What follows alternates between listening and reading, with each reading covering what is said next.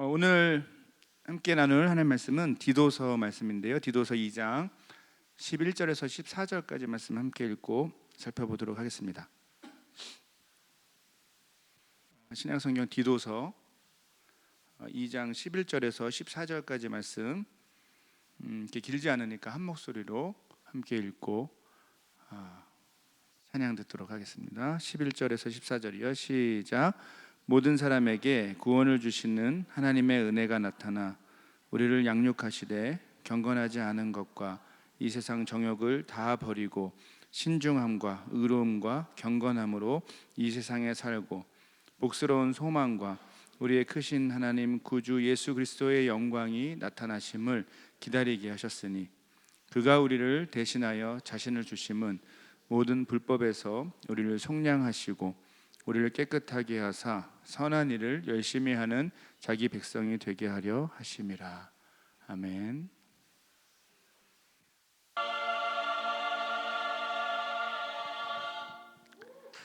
예, 감사합니다. 예, 큰 박수로 우리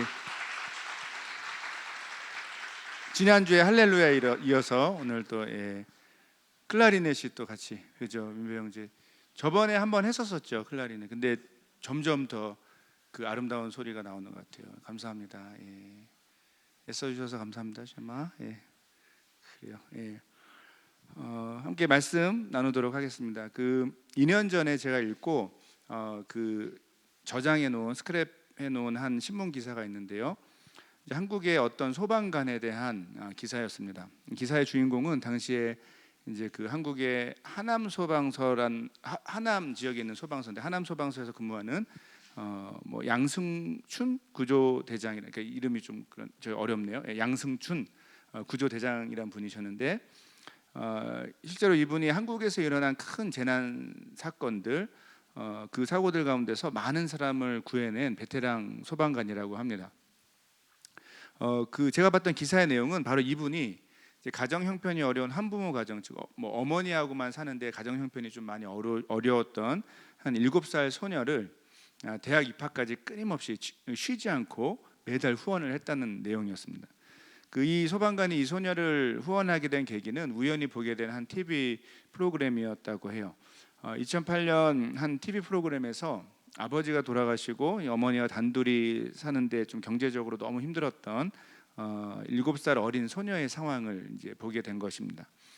당시 초등학교 1학년이던 자신의 이제 둘째 딸보다 한 살이 어린 그 아이를 좀 이렇게 바라보면서 이 소방관께서 바로 이제 방송이 끝나고 방송국에 전화를 한 거죠. 그렇게 이제 소녀의 어머니와 연결이 되어서 계좌 번호를 받았고 그 이후로부터 매월 자신의 월급에서 정해진 금액이 이제 계좌이체 되도록 자동으로 전달되도록 이렇게 설정을 해놨던 것이죠. 몇 년이 지나고 이제 이 소녀의 어머니도 이제 좀 생활이 괜찮아졌다고 이제 그 동안의 후원만으로도 참 감사합니다라고 이제 이 양 소방관에게 연락을 했다고 합니다. 하지만 이제 양 소방관은 소녀가 대학을 갈 때까지 내가 후원하겠다고 한 그 자신의 약속이, 스스로 한 약속이 있는데 이것을 끝까지 지키겠다고 하고 후원을 계속 이어갔고 마침내 이 소녀가 이제 대학생이 된 거죠. 이제 그 내용이 기사에 소개된 겁니다. 그래서 이제 양 소방관은 마지막으로 이 소녀의 대학 입학 축하금을 딱 송금하고 이제 12년 전에 자신이 스스로에게 한, 또 이 가족에게 했던 약속을 멋지게 지켰다고 합니다. 그 이 정도 내용에서도 뭐 눈치챌 수 있겠지만 이렇게 좀 멋있는 분이 이제 이 일만 하지는 않았을 것 같아요. 그러니까 실제로 이 소방관은 이 소녀 말고도 이제 먼저 세상을 떠나게 된 자신의 동료 소방관의 어린 자녀 2명에게도 이제 3년간 매달 후원금을 전달했던 것이죠. 그리고 이제 이 대학생이 간 그 소녀에게 지불되던 좀 이렇게 후원금이 있잖아요. 이제 그거를 이제 더 이제 후원하지 않게 되니까 그 금액을 다시 나누기 위해서 또 다른 새로운 사람을 찾고 있다라는 그 내용까지 기사에 소개되었습니다. 그 자녀가 있는 가장으로서 이제 제가 볼 때도 참 대단한 일이라고 생각됩니다. 공무원 월급이 그렇게 한국에서 많지는 않고 또 위험을 감수하면서 어려운 일을 하시기 때문에 자신이 이제 그 받는 월급이 참 소중했을 것 같아요. 조금이라도 여유가 있으면 아버지 마음들이 다 그렇습니다. 저도 그렇고요. 조금 여유가 있으면 자신의 가족에게 조금 더 좋은 것을 해주고 싶은 것이 당연한 마음이고, 이제 또 실제로 대부분이 그렇게 살고 있습니다. 거기에 우선순위 두고. 그런데 이 양소방관은 어쨌든 그런 우선순위의 삶을 좀 이렇게 바꾸면서 이런 삶을 살게 됐다는 거죠. 어떻게 이런 삶을 살 수 있게 되었을까요? 이제 제가 이제 이 기사에서 가장 주목했던 부분이 이건데요. 이 양소방관의 기사에서 이제 그 양소방관을 취재했던 기자가 이런 질문을 실제로 한 거예요. 어떻게 오랜 시간 이렇게 좋은 일을 꾸준히 하게 되셨습니까? 라고 질문했을 때 그 대답이 지금까지 제가 기억을 하고 있는 내용입니다. 이렇게 대답했다고 하는데, 사람을 살려내야 하는 게 우리의 숙명. 소방관이잖아요. 직업이 소방관인데 사람을 살려내야 하는 게 우리의 숙명, 운명 아니겠습니까? 지금껏 그랬듯이 퇴직까지 남은 기간에도 한결같은 신념으로 제 운명을 따라서, 제 숙명을 따라서 살아갈 것입니다 라고 대답을 했다는 겁니다. 감동이 있죠? 예. 없어요? 감동이 있잖아요, 그죠? 저는 이제 실제로 이제 이 한 마디의 말을 좀 깊이 묵상을 해보고 제 삶에 적용해보고 돌아보게 된 건데요. 이 대답을 보면서 이런 생각을 해봤습니다. 우리 삶을 실제로 움직이는 가장 강력한 동력, 그 힘이 무엇인지를 다시 한번 깨닫게 된 겁니다. 여러분, 이제 우리의 삶을 실제로 움직이게 하는 가장 강력한 동력, 힘은 무엇일까요? 그것은 바로 우리에게 주어진 인생, 우리의 삶의 의미와 목적입니다. 다시 말해, 우리가 왜 우리 각자에게 주어진 이 삶을 살고 있는지, 그리고 또 나에게 주어진 이 삶을 통해서 결국 이루어야 할 일이 무엇인지를 확실하게 우리가 기억하고 알고 있을 때, 그때 우리는 우리의 삶을 가장 역동적이고 탁월하고 또 특별하게 살아갈 수 있게 된다라는 뜻입니다. 자, 그런데 오늘 우리가 함께 읽은 본문이 어쩌면 정확히 이런 삶의 원리를 잘 드러내고 있는 것처럼 보입니다. 오늘 본문의 핵심적인 내용은 바로 우리를 구원하신 하나님이 우리를 이렇게 구원하신 특별한 목적과 이유가 있다는 것을 밝히기 때문이죠. 그리고 그 목적과 이유는 오늘 본문 14절에 나오는 것처럼 선한 일을 열심히 하는 자기 백성이 되게 하려고 우리를 구원하셨다라고 본문은 소개합니다. 본문 14절 다시 한번 읽어보겠습니다. 14절이요. 14절 시작. 그가 우리를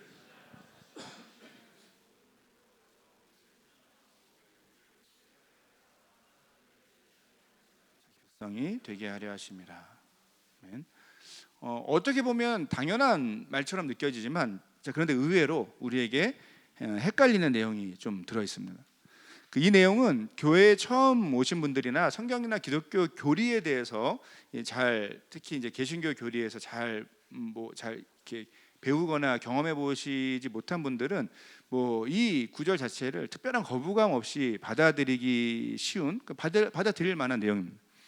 하지만 오히려 교회를 오래 다녔고 더 나아가서 기독교 교리에 대해서 많이 들어본 분들은 다소 헷갈려하는 부분이 있을 수 있다고 저는 생각됩니다. 그것은 선한 일을 열심히 하는 이라는 표현에서 뭔가 이렇게 우리가 구원받기 위해서 열심히 어떤 선한 일을 해야 되는 것을 강조하는 것처럼 느낄 수 있다는 뜻이에요. 여기에 대한 좀 약간 불편함이 우리 가운데 있을 수 있다는 뜻입니다. 구체적으로 이런 것이에요. 기독교 신앙의 가장 중요한 핵심은 어려운 한자 말이라서 좀 죄송한데 이신칭의라고 들어보셨나요? 이신득이 이신칭의라고 하는데 이 한자어는 이런 뜻입니다. 오직 믿음만으로 의롭다고 여겨질 수 있다. 의롭게 될 수 있다. 오직 믿음만으로 구원을 받게 된다라는 뜻입니다. 이런 얘기 많이 들어보셨죠? 세상에 의로운 사람은 하나도 없기 때문에 이 기독교 교리는 영원한 절망 가운데 있는 모든 죄인에게, 우리 모두에게 가장 감격스러운 교리들 가운데 하나입니다. 근데 문제는 이 교리가 잘못됐다는 게 아니고 이 교리를 잘못 이해해서 많은 사람이 구원에 대한 좀 오해를 하는 부분이 있습니다. 기독교인의 삶에 대해서 착각하는 부분이 있습니다. 이런 거예요. 많은 사람이 구원을 받고 나면 혹은 구원의 확신이 생기면 마치 아무렇게나 살아도 구원이 보장된 것처럼 생각하고 선한 일과 우리의 삶과는 별로 그렇게 관계가 없이 살아도 되는 것처럼 생각하는 분들이 많다는 거죠. 실제로 자기 마음대로 살고 그렇게 살아가는 그런 실제 모습이 있다는 겁니다. 매우 잘못된 생각이 있고 실제로 지금도 활발히 활동하는, 한국에서 굉장히 활발히 활동하고 있고, 제가 최근에 아마 카톡을 통해서 한번 광고를 했던 걸로 기억을 하는데, 청년 1, 2부 카톡 연락망을 통해서 한번 소개를 했던 것 같아요. 토론토 안에서도 지금 활동하고 있는 그 단체인데, 구원파 교리가 정확하게 이겁니다. 지금 여기 토론토에서 최근에 행사를 하고 있는 것으로 신문에 광고됐던 게 IYF라는 그런 단체인데, 한국에는 IVF라는 그 선교 단체가 있는데 그거랑 이게 로고를 거의 비슷하게 해가지고 활동을 했었던데, 거기가 그 구원파의 배경을 갖고 있습니다. 놀라운 것은 이런 구원파적인 생각과 교리를 오히려 정통 기독교 교리인 것처럼 생각하는 사람들이 너무 많다는 거예요. 이런 생각을 갖게 되면 자연스럽게 따라오는 삶의 모습이 있습니다. 그것은 죄와 더불어 마음대로 살아가면서 얄팍하고 기계적인 회개 기도를 하면 난 용서를 받는다라는 착각입니다. 또 인격적으로 거룩해져가는 특별한 삶으로 성장해가는 영적으로 이렇게 성화의 과정이라고 하는데, 거룩해져가는 그 성화의 과정에 대해서 진지하게 생각하지 않으면서도 자기는 죽으면 구원의 확신이 있으니까 나는 죽으면 천국이 보장된다라는 식으로 생각하는 모습이 있습니다. 사실 요즘 한국 교회가 세상에서 욕을 먹고 조롱과 미움을 받는 이유가 정확히 이것과 연결됩니다. 자신을 그리스도인이라고 소개를 합니다.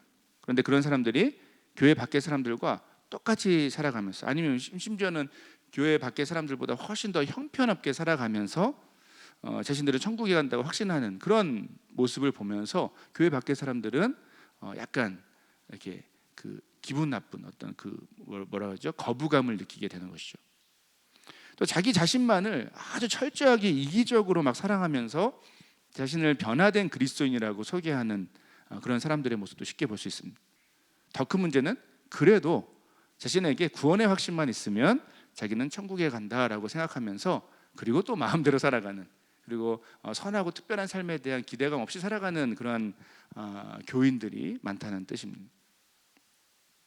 자, 어쨌든 분명한 사실은 안타깝게도 오랫동안 한국교회 배경 안에서 살아온 많은 교인이 심각한 오해를 하는 부분이 이것이죠. 많은 교인들과 청년들이 그리스도인으로서 자신의 삶을, 이 땅에서 삶을 살아가는 데 있어서 선한 일을 열심히 해야 한다라는 생각 자체를 하지 않는다는 뜻입니다. 자, 이런 점에서 오늘 본문은 이제 이런 한국교회의 배경에서 좀 이렇게 잘못 익숙하게 된 이 구원에 대한 생각에서 거기에 좀 익숙해져 있는 사람들에게 오늘 본문 내용은 사실 굉장히 당연한 이야기인데도 불구하고 대부분의 그리스도인들에게 혼란, 아니면 관심이 없는 그런 반응, 아니면 숙제를 안겨주는 본문이 되기도 하는 것 같습니다. 자, 그렇다면 우리는 이 말씀을 어떻게 이해해야 할까요? 조금 전에 설명한 것처럼 구원을 받는다는 것, 혹은 그리스도인이 된다는 것에 있어서 선한 일이 필요하지 않다라는 것은 사실은 우리 모두가 인정하고 고백하는 신앙의 핵심입니다. 자, 그런데 왜 오늘 본문은 또 동시에 선한 일을 열심히 하는 하나님 백성이 되게 하려 하셨다라고 말하는 것일까요?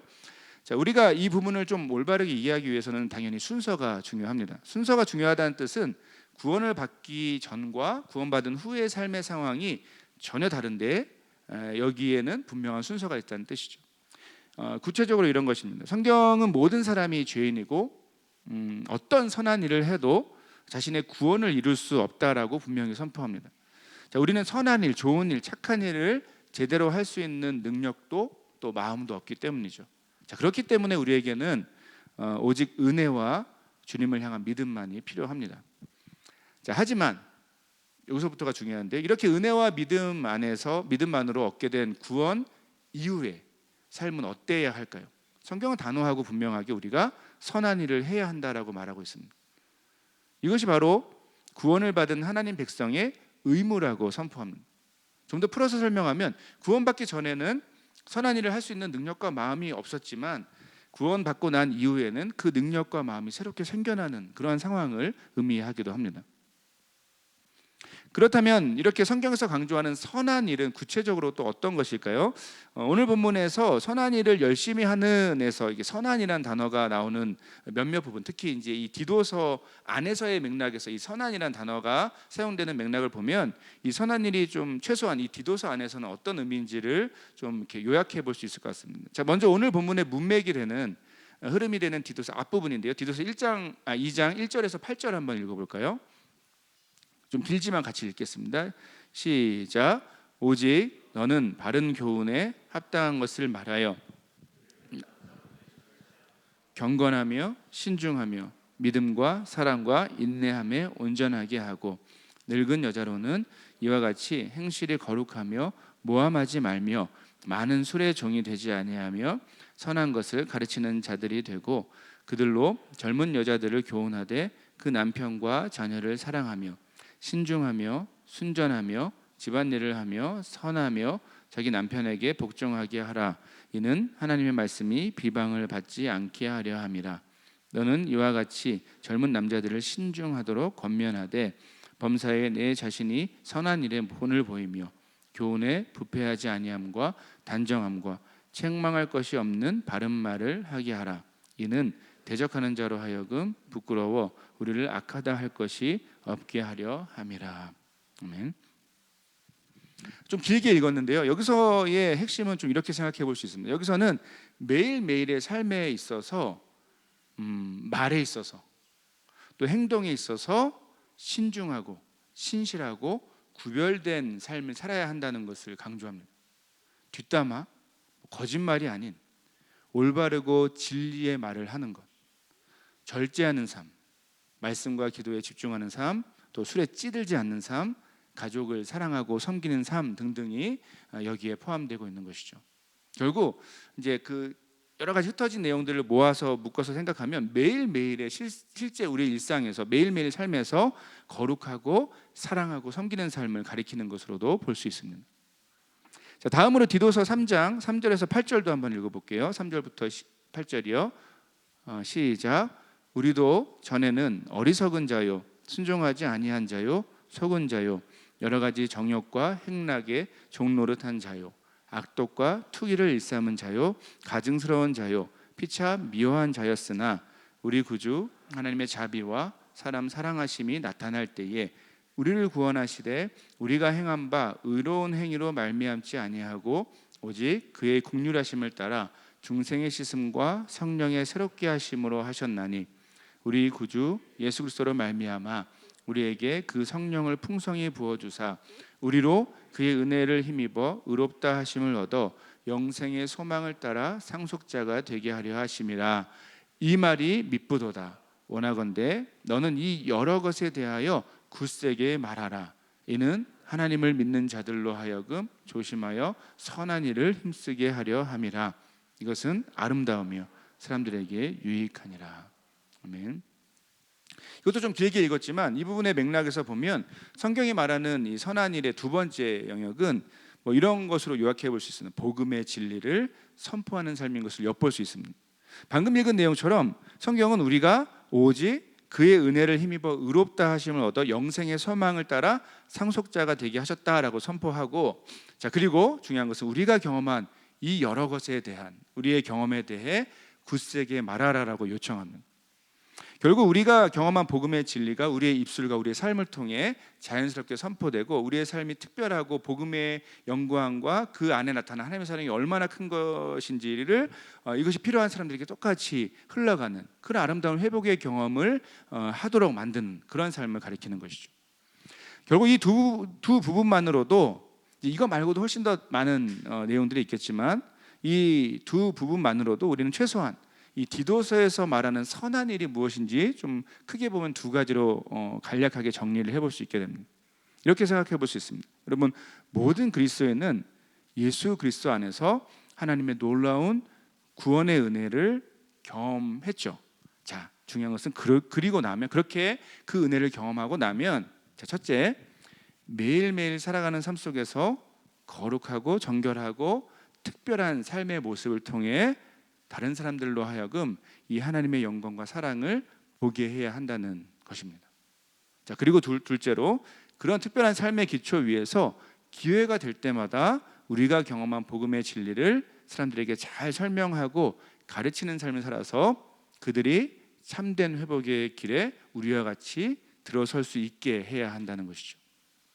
자, 중요한 것은 이게 핵심입니다. 하나님은 바로 이 놀라운 회복의 일들을 이루시기 위해 이 목적을 갖고 이 방향성을 갖고 우리를 구원하셔서 하나님 나라의 백성으로 만드셨다는 것입니다. 이 중요한 목적을 생각하고 감격하며 실제로 이런 삶을 살아낼 때 우리가 이 땅에서 가장 의미 있고 역동적이고 특별한 삶을 살 수 있다는 것을 바로 성경이 우리에게 약속하고 있는 것이죠. 여러분, 오늘은 2023년의 첫날인 동시에 첫 번째 주일입니다. 참 의미 있고 특별한 하루인 것 같아요. 2023년을 시작하면서 우리 청년들도 좀 잘 기억하고 마음에 새겨야 할 이번 한 해 우리 교회 표가 있습니다. 그래서 사실은 그 매년 첫 번째 주일은 제가 가능하면 우리 교회 그 한 해의 표를 갖고 똑같이 그 설교 제목을 삼고 같은 내용을 그 본문을 갖고 설교를 하게 돼요. 하고 있습니다. 2023년 우리 표 뭔지 아시나요? 역시 쉐마 지휘자 쉐마라서 이렇게 잘 들으시는군요. 우리 교회에서 광고도 잘 들으시고 좋습니다. 잘 말씀해 주셨는데 아직 뒤에까지 안 들으셨을 것 같아서 구속적 삶을 사는 성도들이 우리 이번 한 해 우리 교회의 표이고요. 거기에 주제 본문 말씀이 디도서 3장 14절입니다. 그래서 제가 좀 바꿨어요. 오늘 똑같이 하지 않았죠? 아까 이렇게 그 예배 소개할 때는 좀 끝에를 바꿨어요. 성도들을 청년 예배니까 청년들로 바꿨습니다. 구속적 삶을 사는 청년들 이렇게 바꿨습니다. 구속적이란 말을 우리가 평소에는 잘 쓰지 않기 때문에 그 의미가 확 와닿지 않습니다. 구속이란 말의 원래 의미는 뭔가 이제 대가를 지불해서 이렇게 사오는 것을 얘기합니다. 그 어떤 일이나 처벌에 대한 어떤 존재에 대해서 대가를 대신 지불해서 그것을 나의 것으로 삼는 그런 의미가 있습니다. 그래서 이것의 실제 가장 중요한 의미는 예수 그리스도께서 우리의 죄를 대신해서 우리의 죄에 대한 처벌을 대신 지셔서 거기에 대한 대가를 지불하시고 우리가 그래서 구원받고 자유롭게 된 것을 가리킵니다. 자, 그런데 여기서 끝나는 것이 아니라 성경은 우리로 하여금 이렇게 우리가 받은 구속의 은혜를 따라서 우리 역시 이 세상에 끼어진 모든 상황 가운데 우리의 헌신과 우리의 사랑과 우리의 노력으로 구속하는 삶, 즉 대신 대가를 치르고 헌신하며 애써서 이 세상을 온전히 회복하는 삶을 살아야 한다라고 한결같이 선포하고 있다는 것을 여러분 반드시 기억하셔야 됩니다. 그리고 실제로 오늘 본문에서 살펴본 것처럼 이것이 바로 선한 일을 열심히 하는 하나님 백성의 삶이 되는 것이죠. 안타깝게도 우리가 사는 세상은 참 많이 깨어지고 무너지고 또 소망 없는 현장이 되어버려 있습니다. 더 안타까운 것은 그런 깨지고 무너지고 소망 없는 세상에서 그리스도인들 역시 아무 힘을 발휘하지 못하고 살아가는 모습이 있습니다. 그저 세상의 가치관과 파도에 휩쓸려서 자기 자신만을 사랑하고 섬기는 그런 삶의 모습을 쉽게 보게 된다는 뜻입니다. 하지만 여러분, 하나님은 우리를 그런 얄팍하고 의미 없는 삶으로 부르시지 않았다는 것을 이 시간 기억하시기 바랍니다. 하나님 우리를 예수 그리스도 안에서 구속하실 때는 그렇게 구속된 우리가 이 세상을 다시 구속하는, 즉 복음으로 새롭게 하고 변화시키는 사역을 감당하게 하시려는 그런 목적을 갖고 계셨다는 것을 반드시 마음에 새기시기를 부탁드려요. 이러한 목적을 위해 구속을 받은 우리는 매일매일의 삶을 아주 특별하고 새롭게 살아가야 할 책임이 있습니다. 여러분, 특히 어려운 시대를 살아가는 청년 여러분, 부탁하는 것은 이 세상의 이기적이고 경쟁적이고 무자비한 삶의 방식, 이 가치관을 따라서 우리 각자의 삶만을 그렇게 집중해서 바라보며 살지 않기를 부탁드립니다. 세상과 좀 다른 거룩한 삶을 살아가시길 부탁드리고요, 사랑하고 섬기는 삶을 살아가시길 부탁드리고요, 온유하고 친절하지만 진리의 영역에 있어서는 참된 것을 말하는, 그것을 따르는 삶을 살아가시기를 부탁드립니다. 그런 여러분의 삶을 통해서 하나님의 진리에 대해서 관심을 갖고 이 구속의 은혜 앞으로 나아올 많은 사람들을 이번 한 해 동안 여러분의 삶의 현장에서 많이 만나게 되시기를 기대합니다. 자, 그리고 때를 얻든지 못 얻든지 우리의 선포와 우리의 가르침을 통해 복음의 진리가 우리 주변에 가득한 그것이 드러나고 또 명확하게 되는 그런 2023년 한 해가 되길 바랍니다. 복음의 진리를 더 깊이 연구하고 배우면서 그것을 다른 이들에게 선포하고 가르치는 일에 여러분 제발 좀 헌신하시기를 부탁드려요. 한 영혼의 참된 변화는 결국 복음이 무엇인지 경험하고 그 하나님의 빛 안에서 참된 진리를 발견할 때 가능한 것이죠. 그 일에 여러분 우리 삶을 헌신해야 하는 것입니다. 가족과 친구들에게 늘 강조하지만 복음을 전하는 소개하는 삶을 살아가시길 부탁드리고요. 선교지를 품고 기도하며 나아가는 일이 필요하고요. 아직 성경에 대해서 잘 모르는 이 새로운 신자들과 또 후배들을 가르치는 삶에 헌신하셔야 됩니다. 우리 모두가 그래야 됩니다. 자, 중요한 것은 이 모든 일이 가능하기 위해 우리는 우리 자신의 우리에게 주어진 삶의 목적과 방향이 무엇인지를 다시 한번 깊이 있게 묵상하고 돌아보는 일이 필요합니다. 사랑하는 여러분 무엇을 위해서 그렇게 애쓰며 지난 한 해 달려왔고 앞으로 한 해 동안 과연 무엇을 바라보면서 열심히 달려가고자 노력하고 계획을 세우고 계십니까? 아니면 또 반대로 열심히 살지 않으려는 그냥 대충 살려는 어떤 목적을 갖고 그런 계획을 이 새해 첫날 갖고 계십니까? 만약 그렇게 살아가는 삶의 목적과 이유가 여러분 스스로에게도 명확하지 않다면 다시 한번 오늘 말씀의 진리 앞으로 나아가서 삶의 목적과 방향을 올바르게 찾아야 할 것입니다. 여러분 설교 처음에 잠시 나눈 한 소방관의 이야기에서 우리는 자신의 삶의 목적과 의미, 그 방향을 아는 사람의 특별한 삶의 구체적인 모습을 함께 생각해 보게 됐습니다. 이 소방관이 소방관으로서 이 사람을 살려내는 것을 자신의 숙명과 운명으로 생각해서 거기에 따른 구체적인 삶의 모습이 이 목적을 따라서 자연스럽게 움직여졌듯이 우리에게도 이런 경험이 필요합니다. 여러분 하나님 백성 그리스도인으로서 이 땅을 살아가며 또다시 새로운 한 해를 시작하는 저와 여러분 마음에 새겨진 우리의 삶의 숙명과 삶의 운명은 무엇입니까? 여러분 무엇을 위해서 이 새로운 한 해를 열심히 살아가기 원하십니까? 여러분 하나님은 선한 일을 열심히 하는 자기 백성이 되게 하려고 우리를 부르셔서 이 구속의 은혜를 허락하셨습니다. 우리가 그 은혜를 받았다면 우리는 우리 삶을 통해 그 구속의 은혜가 흘러갈 것을 기대하고 바라보면서 다시 한번 우리 삶을 주님께 드려야 하는 것이죠. 거룩하고 정결하고 사랑하고 섬기는 매일의 일상을 살아가시길 부탁드려요. 깨지고 상처 입은 사람들을 회복하고 격려하고 돕는 삶에 헌신하는 우리 모두가 되길 바랍니다. 복음의 진리를 깊이 있게 묵상하고 배우며 기회가 될 때마다 복음을 선포하고 가르치는 일에 헌신하는 2023년이 되길 간절히 바랍니다. 그런 우리 삶을 통해 삶의 의미와 방향을 알지 못하는 수많은 영혼이 다시 한번 주님께로 돌아와서 함께 우리와 함께 참된 회복의 은혜를 누리는 일이 있을 것입니다. 말씀을 맺겠습니다. 사랑하는 여러분, 주님은 우리에게 새로운 한 해 2023년을 허락하셨습니다.